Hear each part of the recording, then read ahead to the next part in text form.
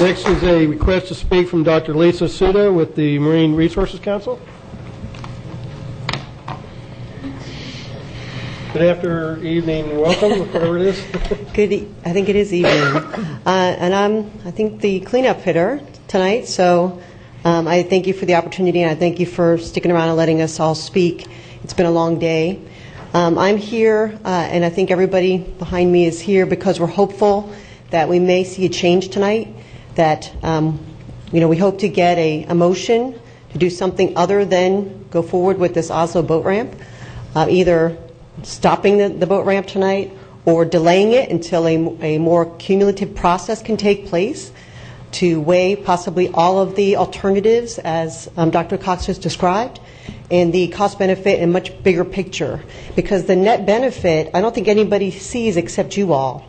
I am going to summarize a little bit. First, I'd like to talk about my background. My name is Dr. Leesa Souto. You all know me as the Executive Director of Marine Resources Council. I'm really the newcomer here to the Indian River Lagoon. I've only been here about 18 months. Prior to coming here, I worked at the University of Central Florida in stormwater management. So when I got here, I'm like, what's going on with the stormwater? And why do you think that improving or putting an impervious surface on an existing pervious road somehow is mitigating the environmental impact, when in stormwater, all we do is mitigate for impervious surfaces? It's all about managing the impacts of impervious surface. So there's no way that paving a road and paving a gigantic parking lot is going to protect seagrass or reduce turbidity. So I just want to make that clear, and I'm going to talk to that point. I also want to summarize some of the points that have been made today, and I want to talk about a time prior to UCF when I worked as an environmental regulator. We started out earlier this morning talking about how environmental regulation in the state of Florida used to be fantastic. We were leaders in the country. We were proud to be under Carol Browner at DER in the 80s and 90s, and then it somehow eroded away. In more recent history, our state agencies have been disabled. We've had a 70% reduction in enforcement, 50% loss of district budget cuts. There's been tremendous political pressure to get permits passed as quickly as possible. And right now, when the seagrasses are lost and our lagoon is suffering, the irony that our permitting agencies are just field stamping and pushing these permits through without adequate public participation is infuriating to those of us who work so hard to get those 300 regulations in place the past 20 years that were just taken off the books in the past 4 years without any explanation and without anybody even knowing that's happening. So having said that, it is noticeable and unfortunate that at a time when we most need to protect our precious resource, the dredge and fill permits are being pushed through in record time. Please reconsider this project in the timeline of what's going on and in light of what's going on right now with our lagoon. We've heard that we expect to have impacts, and I'm reading a little bit from the letter that I sent you all July 3rd. Now we know there's going to be seagrass impacts. The muck removal doesn't appear to be warranted. I don't know, that the video that I saw that Langs showed us earlier, when you all have been talking about muck all day, I envisioned this black mayonnaise like we have up in the Ogallie River, and he showed that video, and I'm like, that's your muck, that fine sediment stuff that the seagrass is growing? That doesn't look like muck to me. It actually kind of looks like the silt that might be coming down the road that you guys are building up every year. Are you putting silty material on that road every year that's running down and contributing to the seagrass and accumulating there in the channel? I'm not sure, but the loss of seagrass associated doesn't seem to warrant the need for muck removal in that area. Dredging, as I described, doesn't seem to be warranted. We've heard from Dr. Grant Gilmore and others about the impacts to essential fish habitat. You understand, you all know about the importance of our fisheries in the lagoon. The impacts are inconsistent with the Florida Forever program funding that you received to purchase this land and your own county's comprehensive management plan. I don't understand why you would want to proceed with impacts to your conservation lands. And I do have experience working on our own Brevard County Environmentally Endangered Lands program with that need to balance public access and conservation purposes. And to me, this seems like a sensitive area where you don't need to increase public access. You need to keep it balanced and in check by keeping it passive recreation. That was also described earlier. We just heard more recently that the impacts are inconsistent with your own manatee protection plan, or could be perceived to be inconsistent, and apparently at one point were interpreted to be inconsistent with your manatee protection plan. And there's some kind of disparity as to why that position changed over time.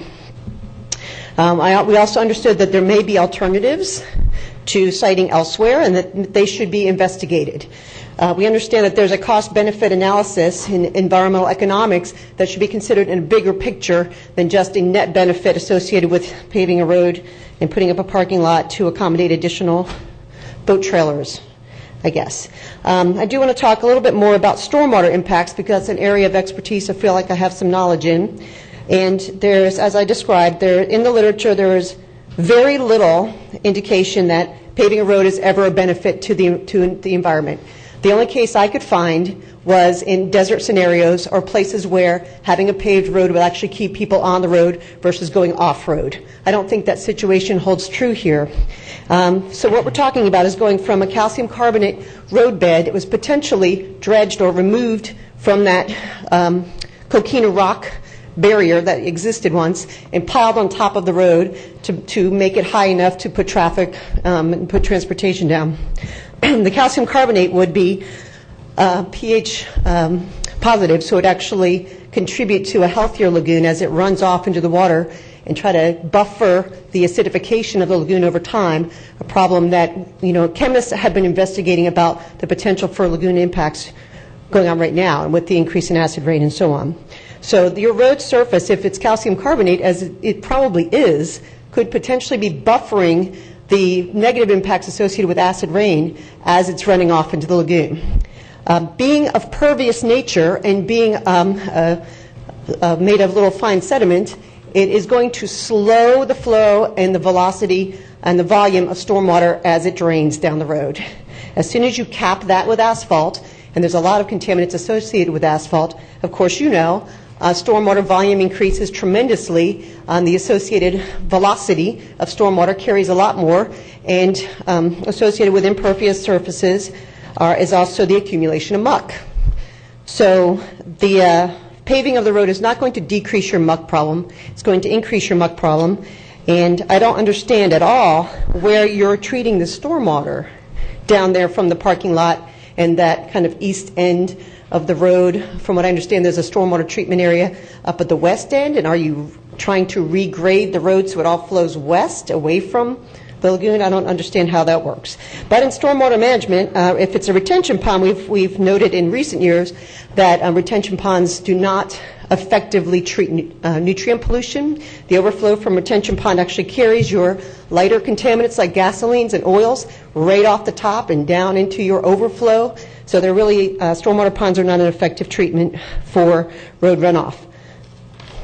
Okay, the direct contaminants associated with roads include, besides cigarette butts, which is by far the largest gross solid we find in any stormwater treatment area, gasoline, heavy metals that include nickel, copper, zinc, cadmium, and lead, trash, motor oil, and little pieces of asphalt that accumulate into tar balls that were somebody described earlier as showing up in manatees and probably other marine mammals. So paving a road is not an environmental mitigation technique. If you consider that to be part of your net benefit, I would suggest it's not the case. So I'm not sure what you all are seeing as a net benefit here. I don't see it. I don't think your constituents see it. The science doesn't seem to support it. Just because a project can be permitted doesn't mean it should be, or that it's not going to have an impact. Some other speakers earlier suggested that perhaps there's some political action going on here, some behind-the-scenes benefit that is not being revealed. I think it's because it doesn't make sense to people. I don't think that's the case. I think you all have a lot more integrity than that. So I'm speaking on behalf of MRC and many members of the audience. Want to ask you to please somebody make a motion to stop this Oslo boat ramp expansion project, and someone to second it, and get a third vote and stop it once and for all, and we'll all be done.